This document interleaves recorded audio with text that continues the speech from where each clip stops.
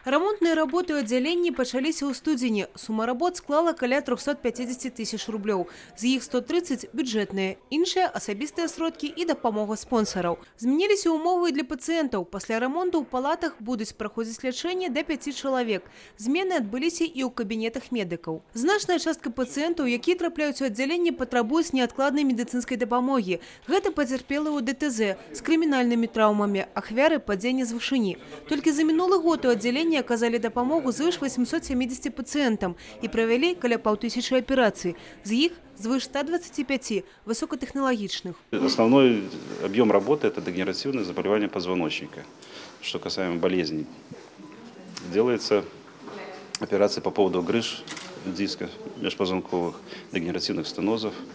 Ну и немаловажный тоже большой объем работы – это травма центральной нервной системы, в частности черепно-мозговая травма. Головной, спинной мозг операцию выполняем в полном объеме, который доступен в наших условиях. Внедряем большие декомпрессивные трепанации, что позволяет пациентам с тяжелой травмой, в общем-то, выживать.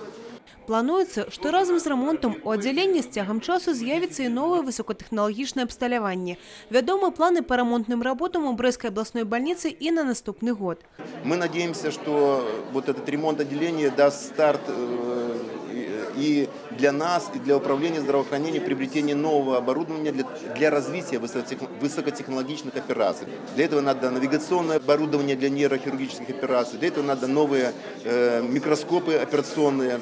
Мы надеемся, что этот ремонт будет толчком для того, чтобы нам выделили деньги для закупки этого необходимого оборудования. Следующее отделение – это отделение торакальной хирургии. Мы его буквально, наверное, с понедельника начинаем перевод пациентов на пустующие площади и ремонт отделения. И мы еще запланировали ремонт кардиологического отделения в этом году. Укоренение материально-техничной базы установ оховы здоровья – одна из приоритетных задач социальной политики. Перспективы и планы наши – это сейчас идет строительство новой станции скорой помощи в Барановичах.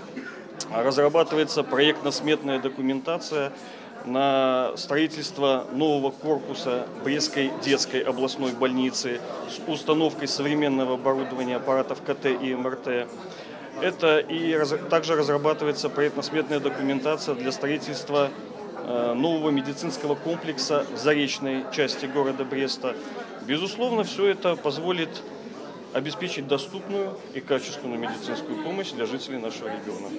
Зараз Брестская областная больница рыхтуецца атрымаць статус клінічнай. З 1 жніўня тут адкрыўся філіал кафедры хірургіі Гродненскага дзяржаўнага медыцынскага універсітэта.